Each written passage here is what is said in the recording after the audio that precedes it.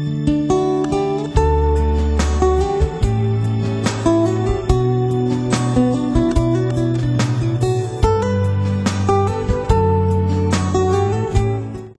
여러분들에게 오늘 인사합시다. 다음 주일이 해피데이입니다. 그렇게 인사합시다. 시작. 모르고 계셨죠? 한마디 다음 주일이 해피데이입니다라는 말은 한 주간 잘 준비합시다 이런 말과 같아요. 한마디 인사합시다. 옆에 분들에게 다음 주일이 해피데이입니다. 그렇게 합시다. 예. 우리 성경 속에서 여러 교회를 만나게 됩니다. 성령이 임함으로 3,000명, 5,000명이 회개케 했던 예루살렘 교회를 비롯해서 그리고 또 빌립보와 고린도에 세워진 교회들, 소아시아에 있는 여러 7개의 교회들, 그 교회들 중에는 하나님께 칭찬을 받는 교회도 있었고 또 그 교회들 중에는 하나님께 책망을 듣는 교회도 있었습니다. 많은 사람들이 성경에 나오는 여러 교회들 가운데 가장 건강한 교회가 어디인가, 가장 아름다운 교회가 어디인가, 많은 사람이 공통적으로 가장 건강하고 가장 본받고 싶은 교회가 어디인가 할 때에 안디옥 교회를 손꼽습니다. 그래서 주변 도시에 가보면 여러분 4대 교회라는 이름을 붙이고 목회하는 교회는 없습니다. 그렇지 않나요? 고린도 교회 보셨나요? 그런 교회도 주변에는 없어요. 근데 안디옥 교회는 도시마다 있어요. 안디옥 교회. 안디옥 교회처럼 되고 싶어서 그렇게 이름을 정하고 기도하는 사람들이 많이 있습니다. 왜 안디옥 교회를 건강한 교회라고 사람들이 말하는가? 안디옥 교회는 최초로 바울과 바나바를 따로 세워서 열방을 향하여 선교사로 파송한 교회가 바로 이 안디옥 교회입니다. 당시까지만 해도 우리 교회만 집중적으로 모였던 그 지역 교회가 아주 큰 마음을 먹고 바나바와 바울을, 이 바나바와 바울은 안디옥 교회에서 담임 목사와 부목사와 같은 분들이었습니다. 가장 중심에 있는 지도자를 앞서 세워가지고 열방을 향하여 선교사로 파송했던 교회. 그래서 복음 전도에 집중했던 교회가 바로 이 안디옥 교회고, 그렇게 집중했던 교회이기 때문에 많은 사람들이 건강하고 아름다운 교회라고 칭송을 아끼지 않습니다. 여러분, 우리는 교회가 해야 될 본질적인 일들이 몇 가지가 있습니다. 우리도 비전 선언문이라는 이름을 붙였죠. 옆에 보이십니까? 저희 교회 비전입니다. 그죠? 예배 공동체가 되는 거, 그죠? 또 이웃을 향하여 봉사 공동체가 되는 거, 그리고 열방을 향한 전도 공동체가 되는 거, 가르치고 양육하는 또 제자 공동체가 되는 거, 서로 사랑하고 섬기는 또 목장 공동체가 되는 거, 다음 세대를 건축하는 기도 공동체를 되는 거, 이런 교회의 요소들입니다. 교회의 기둥과도 같은 겁니다. 제자 삼고 기도하고 예배하고. 근데 이런 기둥 가운데 가장 중심에 있는 가장 큰 기둥이 하나 있습니다. 그게 전도하는 겁니다. 복음을 선포하는 것입니다. 어쩌면 복음을 선포하는 것이 가장 중심적이 서 있는 교회의 1차적인 본질이라고 말할 수가 있어요. 그래서 미국의 윌러 크릭을 담임하고 있는 릭 워렌이라는 목사님은 그런 말을 했어요. 릭 워렌 목사님의 말 중에 건강한 교회는 균형 있는 교회가 아니라 전도에 집중하는 교회다, 그렇게 말했어요. 어떻게 보면 어폐가 있는 말 같아요. 교회가 전도도 해야 되고 기도도 해야 되고 예배도 해야 되고 이런 것들이 균형이 잡혀야만이 건강한 교회라고 생각하는데, 이 릭 워렌 목사님은 그런 말 하지 않았어요. 건강한 교회는 전도에 집중하는 교회다. 어떻게 그렇게 될 수 있어요? 라고 물으니까 목사님은 뒤이어서 이런 말을 했어요. 전도에 집중하는 교회는 다른 모든 것들이 균형이 잡혀간다 그랬어요. 전도에 집중하는 교회는 예배가 살아나고, 전도에 집중하다 보면 기도가 회복되어지고, 전도가 집중되어지면 그들이 양육받고 제자받게 되고, 전도가 집중되면 사랑하고 섬기는 목장 공동체가 된다고 그렇게 정의를 내렸어요. 그 말은 맞는 말 같습니다. 우리가 본질적인 걸 놓쳐버리고 비본질적인 것들을 붙들고 살다 보면 언제나 끊이지 않는 아픔과 끊이지 않는 문제를 안고 살아갈 수밖에 없습니다. 우린 그런 말을 해요. 요즘 교회를 바라보면서 아이고 요즘 교회에 사랑이 없습니다. 교회가 왜 그렇게 이기적이에요? 교회가 왜 그렇게 자기 이익을 위해서 매일 다투어요? 근데 여러분, 이기적이다, 사랑이 없다, 뭐 다툼이 있다, 이런 말들은요, 지극히 그건 개인적인 생각입니다. 뭐 어디까지 사랑이 있어야 사랑이 없다는 교회입니까? 어디까지 해야 뭐 완벽한 사랑이 있는 교회가 이 땅에 어디 있어요? 저는 교인들을 자주 만나고 새가족들을 만나지만 우리 교회 새가족 오는 사람들, 우리 교회 처음 교회 와서 신앙생활을 시작하고 또 다른 교회에 있다가 우리 교회로 이사를 와서 오는 사람들이 제일 먼저 저한테 하는 공통적인 이야기가 있어요. 이 교회는요, 오면니까요, 사람들이 얼굴이 너무 밝아요. 안 그런 사람도 있지만 얼굴이 밝아요. 화나다는 거예요. 그거 얼마나 친절한지 몰라. 막 상냥하고 사랑이 넘치는 것다 그래요. 할렐루야. 그 밝은 얼굴 한번 보여보세요. 사랑이 넘치는 얼굴. 이런 얼굴로 사람들이 만나니까 막 인사도 잘하고 너무 사랑이 넘치는 교회라고 그렇게 말해요. 근데 그분을 4년 후에 만났더니만은 교회가 사랑이 없니? 뭐 그런 이야기를 또 하는 거야, 내보고. 4년 전이나 지금이나 똑같은데 뭔 또 사랑이. 본인이 바뀐 거예요, 본인이. 여러분, 교회는 완벽한 사랑 없어요. 좋은 교회 별로 없습니다. 다 그렇게 문제가 많은 교회예요. 그런데 그 문제가 두드러지느냐, 드러나느냐, 아니면 그 문제가 하나님의 크신 은혜로 덮이느냐의 차이가 있어요. 그런데 복음, 전도에 집중하면 우리 가운데 있는 사소한 문제들은 덮여지기 시작합니다. 사소한 문제들은 아무런 문제가 되지 않습니다. 그런데 생명을 살리는 전도에 집중하지 못하는 교회는 별거 아닌 것들이 태산 같은 큰 문제로 다가오게 됩니다. 예를 들면 그럴 수가 있습니다. 여러분의 가정에 사랑하는 자녀가 불치의 병에 걸렸어요. 병원에 갔더니만은 오래 갈 것 같지 않다고 시한부 판정을 받았어요. 여러분, 내 자녀가 지금 시한부 판정을 받았다면, 그죠? 그러면 그날 밤에 우리가 파티를 열면서 맛있는 해물 철판 요리를 하고 온갖 재료를 동원해서 잔치를 벌인다고 해서 그 가정에 그게 기쁨이 될까요?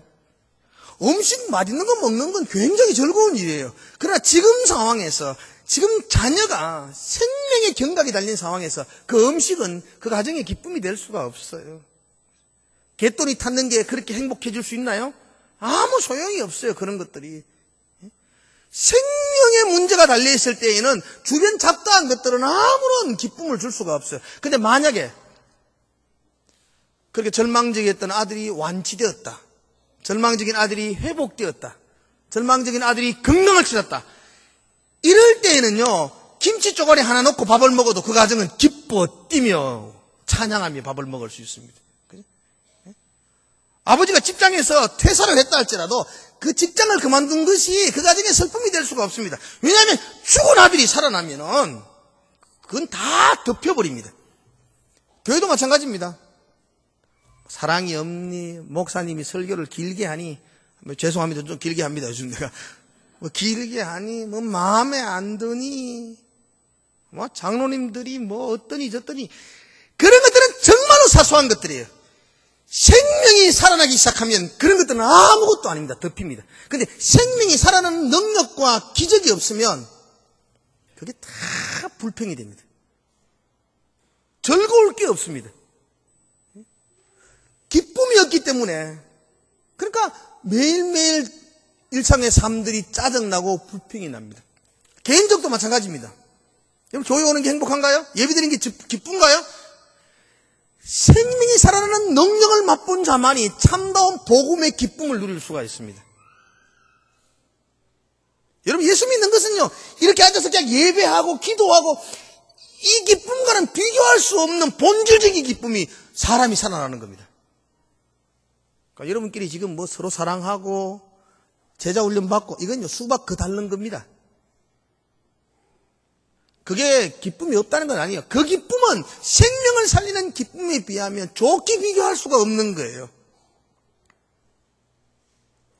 근데 예수 믿으면서 이 기쁨을 믿음을 누리지 못하는 사람들은 믿으면 믿을수록 힘들고 믿으면 믿을수록 불평이 많고 믿으면 믿을수록 짜증이 날 수밖에 없어요. 왜냐하면 믿는 재미가 없는데요. 저는 어릴 때 심부름을 가면 옛날에 수박을 이렇게 여름 되면 할머니 집에 갖다 주라고 이렇게 말해요.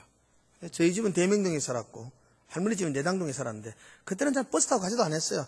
한 40분 50분 거리를 그냥 수박 들고 가야 돼요. 그냥 걸어가지고 또박또박. 얼마나 힘든지 몰라요. 이거 수박이 힘든 이유가 뭔지 아세요? 끄내기가 있어요. 그래, 끄내기. 이 수박 끄내기 표준말이 뭐죠? 끈입니까? 하여튼 이 끄내기는 막 손이 끊어질 것 같아요. 들고 가면 한 10분간만 들고 가면요 이게 막 끊어질 것 같아요. 아파요. 가다가 놓고 왼손수 돌리고 그러면 또 막 아파요. 굉장히 아픈 거예요. 갈수록 아파요. 갈수록. 여러분 수박 속에 있는 달콤한 맛을 모르면 그거 들고 옮기는 것은 고통입니다. 고통. 근데 그 안에 있는 그 수박의 참 맛을 보는 사람은 이 고통을 견디며 갈 수가 있는 거죠. 가면은 그래도 얼음 송송 넣어가지고 화채를 해가지고 먹는데 그 기쁨이 있기 때문에 우리 할머니가 내가 갖다 주면은 잘했다 가라 이거 하거든요. 같이 먹거든요. 그 기쁨이 있어서 그거 순구름 하려고 하는 거죠. 누가 가려고 하면 제가 가겠습니다. 아파서 손이 떨어지려고 그래도 가서 먹으니까 그 기쁨, 그 맛을 알기 때문에 가는 것 아니겠어요? 예수 믿는 게 마찬가지입니다, 여러분. 이 끄내기 들고 가는 것처럼 힘든 거 아니에요? 주일날 교회 와서 예배 드려야 되지. 24시간 릴레이 기도한다 그러지. 아이고, 얼마나 힘들어요. 그래도 생명이 살아나는 수박 맛을 본 사람들은 여기에 온 목숨을 바쳐서 달려갈 수가 있습니다. 근데 생명을 살리는 기쁨, 그 맛을 못 보고 수박 끝만 핥았던 사람들은 끄내기 들고 가는 게 너무 힘든 겁니다. 예수 믿으면 믿을수록 힘든 겁니다. 처음에는 못 모르고 달려갔는데, 처음에는 그래서 수박도 조그만한 것 들었잖아요. 우리가 처음에는 그렇게 열심히 일도 안 했잖아요. 그냥 왔다 갔다 조그만한 거 했으니까 별로 아프지도 않았어요. 그 10년 교회 다니고 나니까 집사가 되고 장로가 되니까 짐은 엄청 크고 수박은 그다래지고 끄내기는 무거워지고 맛은 못 보고. 그러니까 오래 다닌 사람일수록 얼굴을 보면, 예수 믿는 사람 얼굴을 보면 온갖 염려와 근심과 건들리기만 건들리면 가만히 안 두겠다는 전투적인 눈빛을 가지고 그렇게 살아갈 수밖에 없어요. 왜냐하면 맛을 못 보기 때문에. 맛을. 복음의 진정한 맛은 생명이 살아나는 것입니다. 물론 예배하는 것도 맛있고요, 물론 기도하는 맛도 있고요, 서로 사랑하는 목장에도 맛이 있지만 이 맛과 비교할 수 없는 참다운 맛은 죽은 영혼이 살아나는 것입니다. 난 여러분이 그 맛을 보기를 주의 이름으로 축원합니다. 그런데 이 전도자의 맛을 보기 위해서는 많은 희생과 많은 손해가 따라오게 됩니다. 오늘 설교 제목을 제가 정했습니다. 전도자에겐 희생이 필요합니다. 그랬어요. 한번 따라해 봅시다. 전도자에겐 희생이 필요합니다. 생명을 얻기 위해 생명을 내어놓는 희생이 있어야 된다고요. 생명을 얻기를 원한다면 눈물과 땀을 흘리는 희생이 있어야 된다고요. 그거 없이 공짜로 생명을 얻을 수가 없어요. 그래서 전도자에게는 정말로 희생이 필요하다고요. 오늘 제가 읽었던 본문은 안디옥 교회에 대한 이야기를 하고 있어요. 여러분 19절의 말씀을 한번 봅시다. 19절. 같이 한번 읽어볼까요? 19절 시작.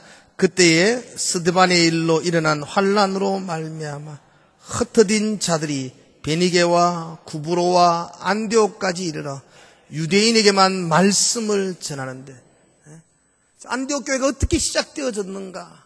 흩어진 그리스도인들로 말미암아 시작되었다고 말해요. 그들이 왜 흩어졌느냐? 당시 예루살렘에 큰 사건이 일어났습니다. 왕이었던 헤롯이 예수님의 제자였던 야고보를 칼을 들어 죽였어요. 야고보가 순교를 하고 맙니다. 그리고 군사들이 제자들을 잡기 위해서 혈안이 되었어요. 이 상황을 등에 업고 유대인들은 폭동을 일으킵니다. 일종의 민간 폭동이 일어나가지고 그리스도인들은 다 잡아서 죽이려고 합니다. 그 중에 신실한 집사였던 스데반이 유대인들에게 결박을 당하고 돌에 맞아서 순교를 합니다. 여러분, 이건 굉장한 일이었어요. 백주대낮에 대로변 도시에서 사람이 돌에 맞아 죽어요.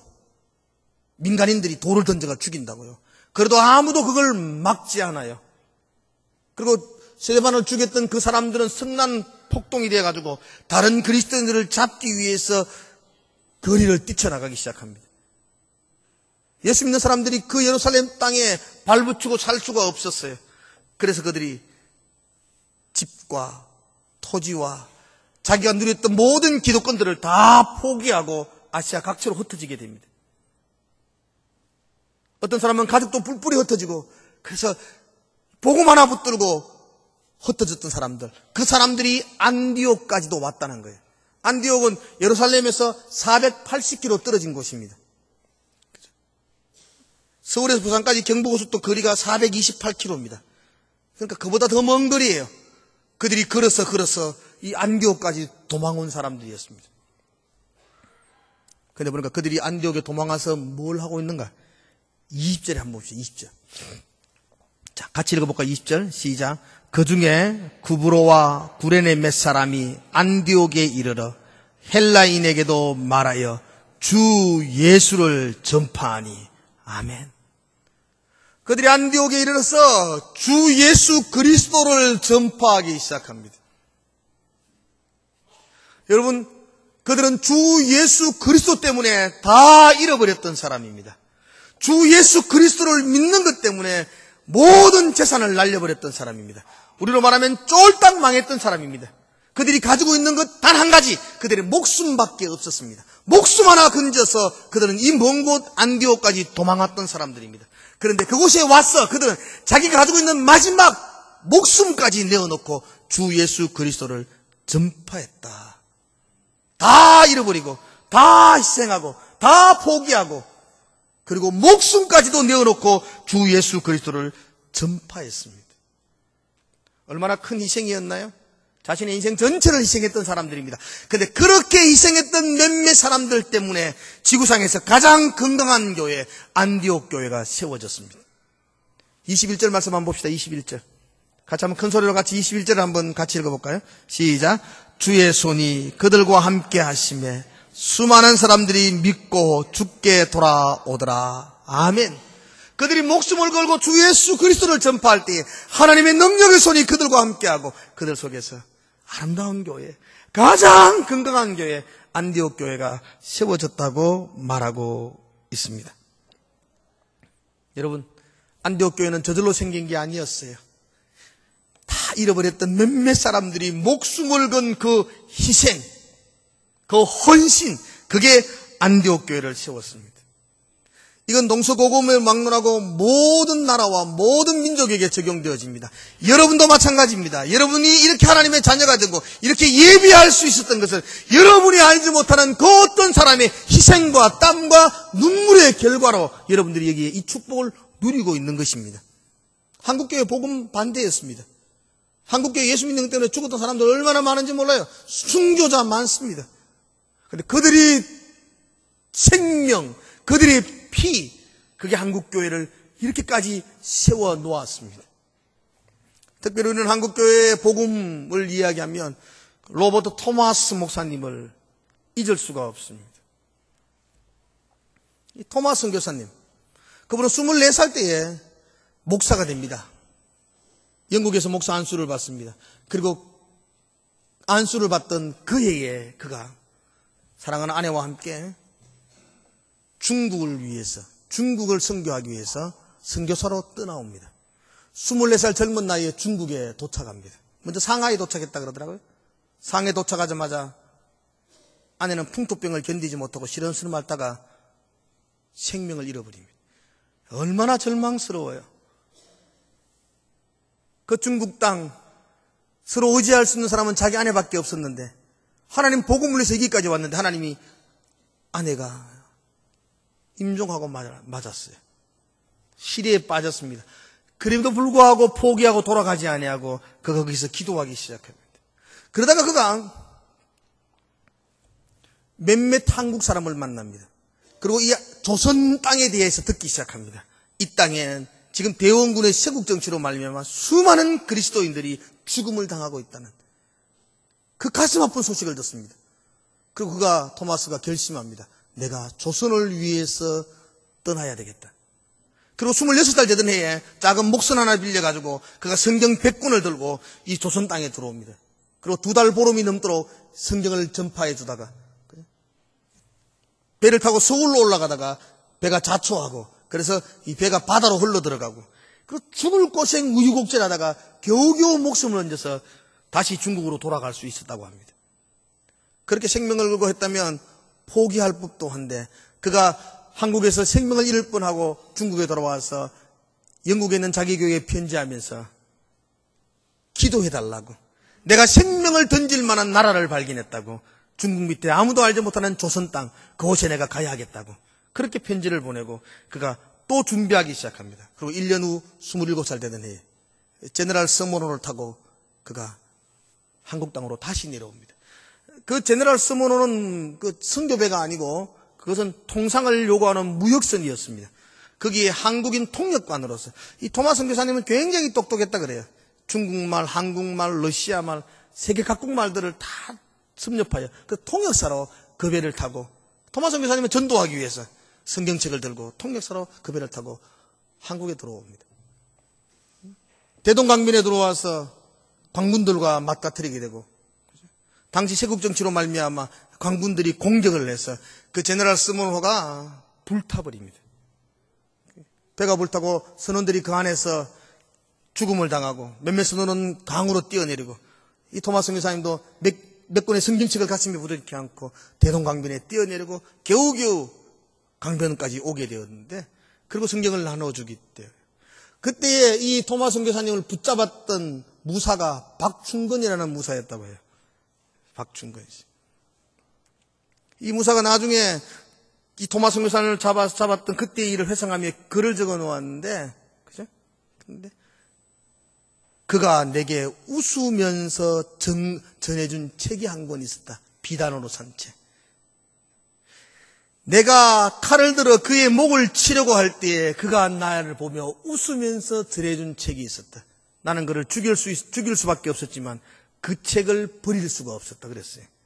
토마 선교사님 죽으면서도 웃으면서 책을 전해주었다고요. 그래서 그 책을 이 박충건 씨가 버릴 수가 없어서 그 책을 가지고 집으로 왔다는 거예요. 그리고 그 책을 읽기 시작했었고, 그 성경을 통해서 그가 나중에 평양교회 장로님이 되셨어요. 성경만 읽었는데 그가 나중에 복음을 깨닫게 되어지고 복음 가운데 평양 대부흥운동이 일어날 때에 헌신하고 장로가 되었다고 말합니다. 역사는 거기서 끝나지 않아요. 토마 선교사님 강변에서 성경책을 전해줄 때에 11살 소년이었던 최치랑이라는 사람이 그 성경책 3권을 받았어요. 서양 사람이 전해주는 책이니까 그거 들고 집에 왔다고요. 집에 왔지만 11살 소년이 그 성경책 가지고 뭐 할 게 별로 없었잖아요. 그 자기 외삼촌이었던 박영식이라는 사람에게 이걸 줬다고요. 박영식이도 보니까 뭐 이거 뭐 하겠노 이거가 뭐. 근데 당시 우리나라는 종이가 굉장히 귀했어요. 그래서 그거 가지고 야 이거 종이 질도 좋다. 성경책은 질이 좋은 책이잖아요. 종이가 좋아요. 종이 질도 좋다. 그래서 그들이 박영식이가 자기 집을 도배했어요. 그것 가지고 성경책으로 다 천장 벽에 성경책 3권이니까 얼마나 많아요. 그러니까 다 방에다 도배를 했다고. 도배 그 성경으로 도배된 방 최초의 방이었어요. 그게. 그러니까 이게 성경으로 도배해놓은 건 누워도 성경책, 엎어져도 성경책, 돌아서도 성경책, 앉아서 뭐예요? 그것만 계속 보고. 그럼 박영식이가 예수를 믿었다고요. 11살 소년 최치랑이도 계속 그 집에 들락날락거리며 누워도 성경책, 아파도 성경책. 나중에 그분이 장대인 교회의 장로가 되었어요. 최치랑이가. 이게 회사스러운 일인가요, 여러분들? 성경으로 도배했던 그 최초의 집. 거기에 있던 사람들이 다 예수를 믿게 되고 그 최초의 집은 교회가 되었고 그 교회가 바로 평양 대부흥운동을 일으켰던 그 최초의 길선조 목사를 통해서 부흥을 일으켰던 교회 장대인 교회가 되었어요. 그 교회가. 장대인 교회 아세요? 그 교회가 바로 그 성경으로 도배된 교회였어요. 어떻게 이런 놀라운 일들이 일어나는가요?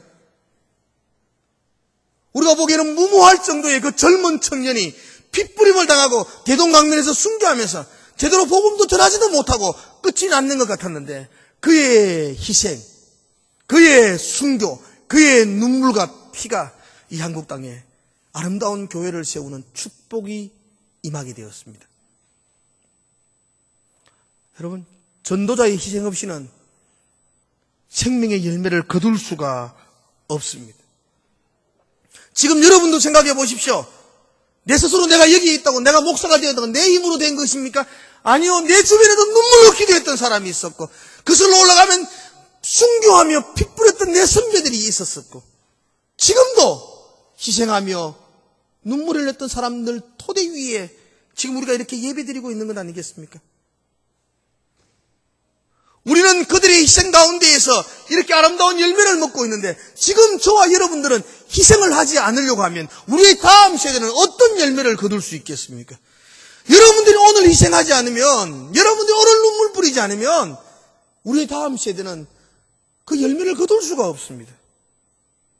그래서 지금 우리가 우리의 선배들이 희생을 했던 것처럼 우리도 오늘 희생하며 달려가야 합니다.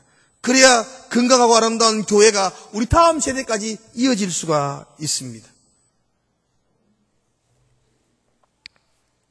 여러분, 하나님은 우리를 복음 전도자로 세우셨어요. 나 예수 믿습니다. 세례를 받습니다. 그럴 때부터 우리 모두는 전도자의 사명을 받은 거예요. 그거는 나는 전도하고 관계없습니다. 관계없는 게 아니에요. 예수 믿을 때부터 그건 전도자의 사명 가운데 들어선 거예요. 그렇다면 저와 여러분도 지금 주를 위한 희생을 결단하셔야 돼요. 어떤 희생을 주님께 드려야 될까? 여러분도 지금 다짐하셔야 돼요. 나는 그 많은 수많은 사람의 희생을 통해서 오늘의 이 열매를 누리고 있는데 나는 아무것도 희생하지 않겠다고 말하는 것은 그건 배신입니다. 배신. 그죠? 그렇지 않나요? 나는 앞서간 사람들의 희생을 통해서 이 축복을 누리면서 나는 내 다음 세대를 위해서 아무것도 희생하지 않겠다고 그렇게 다짐하며 내 혼자 교회에 나왔다가 예배드리고 내 혼자 집에 돌아가고 내 혼자 신앙생활 잘하고 그리고 천국 가고 그렇기를 결단한다면 그건 굉장히 이기적인 것입니다. 여러분, 어떤 방편이라도 어떤 부분이라도 여러분과 저는 다음 세대를 위해서 복음의 희생을 감당하셔야 돼요. 해피데이가 한 주간 남아있는데 여러분들이 한 주간 동안 내가 이번 해피데이를 통해서 뭘 희생했지? 내가 얼마나 희생했지? 한번 여러분 스스로 한번 점검해 보십시오. 교회는 해피데이 한다고 막 했지만 너 언제 하지? 아무 관심도 없었다면 그건 조금 문제가 있는 것 아니겠어요? 여러분과 제가 등 떠밀리서라도 이 복음 전하는 일에 우리의 삶과 희생을 드리는 그런 시간들을 마련해야 할 것입니다. 전도를 생각하면 제가 꼭 떠오르는 한 분의 이야기가 있습니다. 미국의 39대 대통령을 지냈던 지미 카터 대통령. 그분은 왜 최선을 다하지 않았는가라는 책을 지어서 우리에게 전해주었어요. 왜 최선을 다하지 않았는가. 그 책에 보면 이런 이야기가 있어요. 이 카터 대통령은 굉장히 신실한 크리스찬이었다고 소문이 났어요. 대통령을 하면서도 교사의 일을 감당할 정도로 신실하셨던 성도였어요. 그 교회에도 해마다 전도 축제를 이렇게 열었어요. 전도 축제를 열 때마다 이 카터 집사님은 해마다 14가정을 정해가지고 찾아가서 복음을 전하고 하나님께 인도하는 그 결단이 있었어요. 나는 해마다 14가정에게 복음을 전하겠다. 14가정에게. 괜찮지요? 여러분 그런 거 정하신다. 몇 가정요? 장로님 몇 가정? 3가정. 잘해서 우리 장로님 3가정. 3가정. 그럼 얼마나, 여러분 몇 가정입니까? 그 해마다 나는 14가정, 이 카터 집사님은 그렇게 정했어요. 그래서 몇 년을 했냐면 10년을 했어요. 그럼 몇 가정을 했을까요? 죄송합니다. 너무 어려운 이야기를. 제가 늘 도시에서 목회하다 보니까 이 정도 문제는 다 맞추거든요. 근데 제가 참 어려운 건데 죄송해요. 14가정을 10년 동안 했어요. 한 해 14가정씩 10년. 몇 가정일까요? 어렵죠? 140가정입니다. 14가정. 그 140가정에게 가서 복음을 전했대요. 그러면서 카터 대통령 마음속에는 뿌듯함이 있었어요. 그런 내가 주를 위해서 해마다 14가정씩 140가정을 이렇게 돌아보았다. 꽤 열심히 한 거잖아. 얼마나 신실해. 여러분들 그렇게 할 수 있나요? 참 신실하게 하셨다고요. 그렇게 했다고요. 그리고 어느 날 그가 주지사에 출마를 합니다. 정치인이라서. 그 선거 기간 동안 석 달 동안 열심히 자기를 피하랬어요. 그리고 주지사에 당선이 되었습니다. 얼마나 기쁜지요. 당선된 기쁨을 가슴에 안고 이렇게 자기 사무실에 이렇게 앉아서 참 하나님 감사합니다. 이 부족한 것들 주지사로 세워주셔서 열심히 하겠습니다. 이런 감사의 기도를 이렇게 드리고 있는데 하나님의 성령이 자기 마음속에 이렇게 묻는 거예요.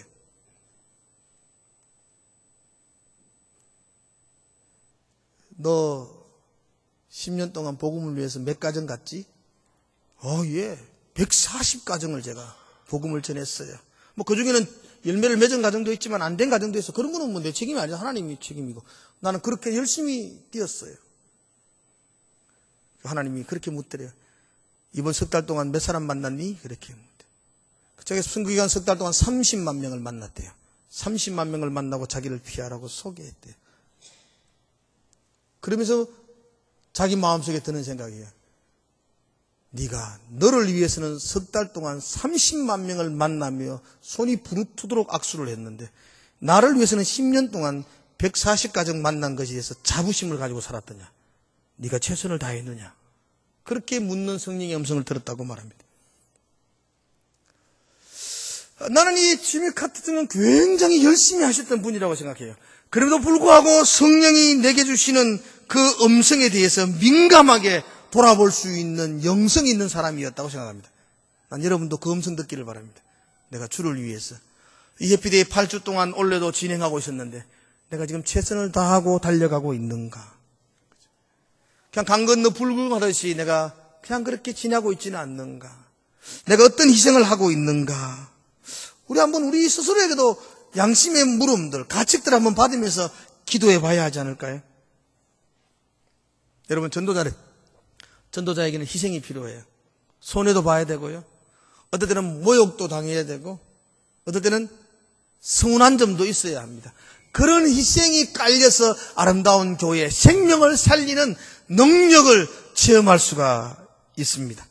저는 이번 한 주간 동안, 마지막 한 주간 동안 저와 여러분이 작은 희생들을 좀, 헌신들을 좀 했으면 좋겠어요. 한 주간만. 이때까지는 어떻게 했는지 모르겠는데 지금 마지막 한 주간 동안은 작은 희생들. 제가 두 가지만 부탁을 드릴게요. 먼저는 이 초대장을 가지고 전해주세요. 집에 놔두지 말고, 이거. 제가 만약에 여러분들 가정에 혹시 신방을 하다가 집에 이것이 1년 후에도 책꽂이에 꽂아져 있는 사람이 있다면 화 있을진저 책꽂이에 초청장 꼽힌 자여 가져가셔가지고 전해주셔야 돼요. 한 장 한 장. 사람들을 만나서 찾아가서 다시 한 번 더 초대를 하십시오. 찾아가세요.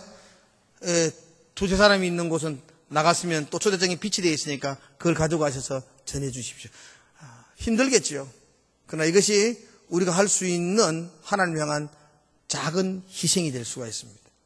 또 하나만 더. 이번 한 주간은 좀 기도에 집중하자고요. 사실 전도하자. 근데 우리가 할 수 있는 게 별로 없어요. 우리가 사실은 나가서 막 외치고 어떻게 그럴 수도 있는 편도 아니고, 그러니까 저와 여러분들이 할 수 있는 일은 기도할 수 있는 것. 이건 우리가 할 수 있잖아요. 하나님 전도의 문을 열어주십시오. 하나님 환경의 문을 열어주십시오. 하나님 예비신자의 마음의 문을 열어주십시오. 한번 따라 합시다. 하나님, 전도의 문을 열어주십시오. 환경의 문을 열어주십시오. 마음의 문을 열어주십시오. 이건 할 수 있잖아요, 우리가 이거는. 그죠? 우리 하나님 향하여 그렇게는 할 수 있잖아요. 그렇게 기도하며 좀 한 주간을 보냈으면 좋겠어요. 특별히 우리는 이번 주간 특별 새벽기도 하려고 합니다. 특별 새벽기도는 좀 특별하게 이름을 붙였으니까 특별하게 좀 나오시기 바랍니다. 특별하게. 물론 농사철이라서 참 바쁜 줄 압니다. 바쁜 줄 알고 또 직장생활 하시면서 힘드신 줄은 알아요. 그래도 이 특별한 주간만큼만은 좀 나와서 같이 좀 기도하자. 특별하니까. 이번 한 주간은 특별히 새벽기도 하겠다고 좀 마음을 먹으셔야 돼. 자, 한번 따라합시다. 옆에 분들하고 같이. 내일 만납시다. 이렇게 한번 이야기해 봅시다. 좀 이래 좀 자신있게 좀 이야기 좀 해보세요. 네. 내일 새벽에 봅시다. 이렇게 한번 봅시다. 볼 수 있나요? 오실 분들은 아멘 좀 크게 해보세요. 안 오실 사람들 양심의 가책을 좀 받고 뜨끔 놀래도록. 오실 수 있나요? 꼭 같이 만날 수 있도록. 자녀들도 함께 같이 다 오세요. 같이 오셔서. 같이 기도하자고요. 하나님 전도의 문을 열어주시고, 이 환경의 문을 열어주시고, 예비신자의 마음의 문을 열어주고, 그렇게 한번 같이 기도하자고요. 부득불 이유가 있어서 몸이 아프셔서 또 거리가 너무 멀으셔서 부득불 못 오시는 분이 있다면 그 시간에 가정에서 같이 기도해 달라고 한 마음이 되었어. 하나님은 아실 거잖아요. 한 마음이 되었어. 같이 부득불 직장에 가야 된다면 직장 가는 그곳에서 직장에서 함께 기도하자고요. 함께. 그 시간에 우리 5시에 모이니까 그 시간에 같이 기도하자고요. 그렇지 않는다면 여러분들이 한 주간 동안은 우리 같이 본당에 와서 같이 기도하자고요. 함께 연합하여 마음을 맞춰 기도하는 것도 굉장한 힘이 있습니다. 같이 격려하고 같이 기도해야 돼요. 자, 전에도 한번 말씀을 드리니까 또 거듭 말씀을 드려야 될 것 같아요. 새벽기도 나오는 방법이 있어요. 새벽기도 나오는 방법. 이건 아주 제가 고민하고 이렇게 연구한 거니까 여러분들이 흩게 듣지 말고, 첫 번째로는요, 빨리 주무셔야 됩니다. 10시 되면 불 끄셔야 돼요. TV 지지직할 때까지 앉아있으면요, 육체의 한계를 테스트하는 거예요. 우리 몸은 그렇게 건강하지 못해요. 빨리 자야 일찍 일어날 수가 있어요. 그래서 여러분들 꼭 10시 대가 주무십시오. 10시 대가 주무시면 5시 전에 일어나는 거, 4시 반에 일어나는 건요, 가뿐하게 일어날 수 있어요. 그래서 꼭 주무시고, 하나님 내가 10시에 살 수 있도록 좀 다 환경 해주세요. 열어주세요. 이렇게 생각하시고, 그냥 다 포기하고 그냥 주무시면 돼요. 그죠? 청소도 다 포기하고, 씻는 것도 포기하고, 그냥 주무시면 돼요. 그거 늦은 밤에 씻어서 뭐 하려고 자꾸 씻으세요.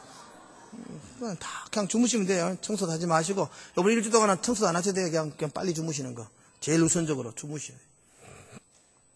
두 번째로 할 것은 선포하셔야 돼요. 내가 참 마음이 갈동 말동 똥이 두 개일 때는 옆에 사람 빨리 이야기하셔야 돼요. 나 간다. 아내한테, 남편한테, 자식들한테도 내일 새벽에 우리 새벽에 간다잉. 딱 이렇게 이야기하셔야 돼요. 자기 말에 책임을 지셔야 돼요. 자, 한번 옆에 분들에게 내일 내 온다 한번 이야기해 봅시다. 시작. 자신이 없어요. 온다. 보자잉. 내일 보자잉. 딱 선포하시는 거예요. 선포하시는. 그게 먼저 선포하는 게 자기 자신에 대한 다짐이에요. 왜 우리가 어떤 운동경기 할 때 기합을 열차려요. 이게 얼마나 중요해요. 중요하다고요. 선포하는 거. 세 번째 하는 것은 준비하세요. 옷을 준비하세요. 저녁에 자기 전에 내일 아침에 입을 옷을 딱 밖에 딱 놔두셔야 돼요. 이게 특별히 혼자 믿으시는 분, 안 믿는 남편이 있는 분들은 정말 옷을 살짝 꺼내서 거실이나 밖에 내드리셔야 돼요. 남편이 뭔 죄가 있어요. 새벽에 불 켜가지고 옷 입고. 그러면 안 돼요. 그럼 죄 짓는 거예요. 남편 잘 주무실 수 있도록 새벽에 지도 새도 모르게 나올 수 있도록. 그러니까 안 믿는 남편 보고 또 새벽에 가자고 또 깨우고 그러면 안 돼요. 그분은 푹 주무실 수 있도록 하셔야 돼요. 그리고 안 깨도록 최대한 여러분들이 다 준비해 놓으셔야 돼요. 믿는 사람도 마찬가지다. 준비할 때에 벌써 내일 새벽에 가겠다고 다짐하는 거예요. 내가 내일 새벽에 입을 양복 밤에 딱 밖에 걸어 놓을 때 벌써 내일 새벽에 다짐하는 거예요. 그러니까 준비하는 마음 굉장히 중요해요.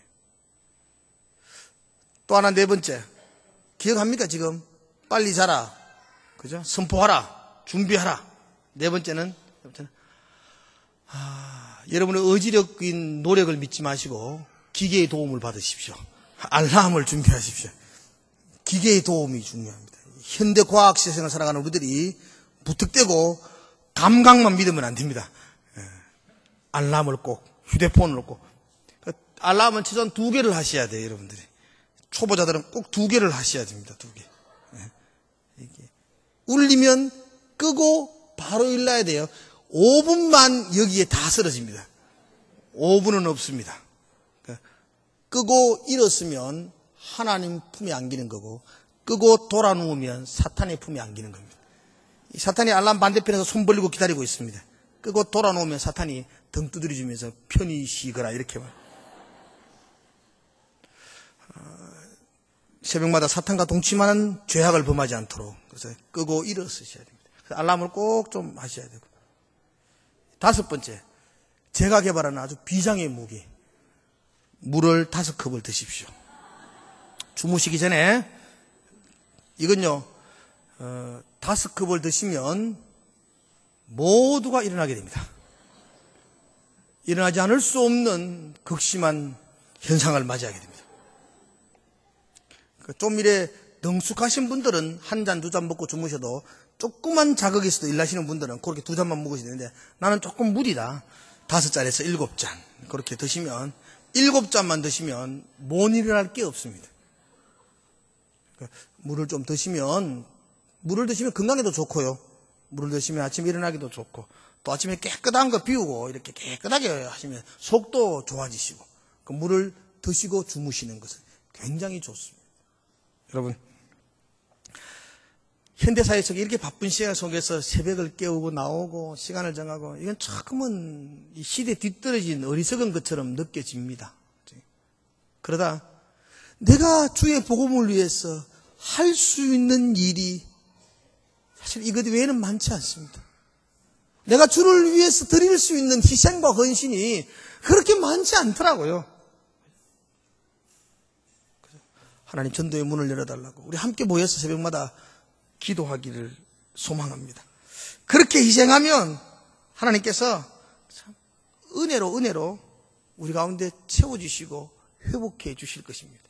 어쩌면 주를 위해 하는 우리의 희생은 더 이상 희생이 아닐 수가 없습니다. 왜냐하면 생명이 살아날 때 주는 그 감동은 내가 그동안 뿌렸던 희생에 비하면 아무것도 아닐 것입니다. 전에 제가 한번 말씀을 드렸는데 아프리카 선교사의 아버지라고 불리는 리빙스톤입니다. 리빙스톤은 일평생 아프리카에서 복음을 전했습니다. 27번 말라리아에 걸렸다고 해요. 여름철만 되면 모기한테 물려서 말라리아 걸리면요 이게 생사를 왔다 갔다 한대요. 이걸 27번 했으니까 얼마나 힘들었겠어요. 한 번은 이 마을 저 마을로 건너뛰어서 복음을 전하러 가다가 그 들판에서 밀림에서 사자를 만나가지고 사자가 자기 팔을 물었는데 그 팔 밑에 다 신경이 다 죽었어요. 그래서 그 리빙스톤은 팔이 이렇게 붙어 있어요. 그냥 덜렁덜렁 움직이지 자기 힘으로 움직이지 않고 덜렁덜렁 사자에게 물려가지고 초췌한 모습. 그가 노년에 자기 모교 캠브리지 대학교에서 초청을 해가지고 설교를 하게 되었대요. 복음을 전하고 설교를 하고 설교를 끝나고 나니까 학생 한 명이 손을 들고 이 노 선교사님에게 그렇게 물었습니다. 어떻게 일평생을 그 아프리카 땅에서 그렇게 살아갈 수 있었습니까? 목사님이 그렇게 살게 만들었던 동기가 무엇입니까? 그렇게 희생을 감당할 수 있었던 그 결단했던 동기를 한번 이야기해 주십시오. 그렇게 말했어요. 그러자 리빙스턴이 그 많은 학생들에게 이렇게 이야기했다고 합니다. 사람들은 나를 하나님을 위해서 희생했다고 말합니다. 복음을 위해서 날마다 수고한다고 이야기합니다. 그러나 나는 도무지 갚을 수 없는 하나님의 크신 사랑에 지극히 작은 것 하나 갚았을 뿐입니다. 내가 장차 누릴 하나님 나라의 영광과 하나님의 나라의 은혜에 비교한다면 내가 했던 이 작은 것은 희생이 아니라 도리어 특권입니다. 그랬어요. 갚을 수 없는 하나님의 사랑과 은혜에 지극히 작은 것 희생한 것뿐인데 이것은 도리어 하나님의 나라에 받을 축복의 특권이라고 그가 말했습니다. 여러분 복음은 우리의 희생이 필요합니다. 그러나 그 열매는 우리가 더 이상 희생이라고 말할 수 없는 우리의 삶 가운데 특권이 될 것입니다. 하나님은 나를 위해서 자기 아들을 십자가에 내어놓으시는 희생을 하셨어요. 그 은혜와 그 희생으로 우리가 지금 여기에 앉아 있습니다. 우리가 우리 다음 세대를 향하여 아무런 희생도 하지 않으려고 한다면 그보다 더 이기적인 것은 우리에게 없습니다.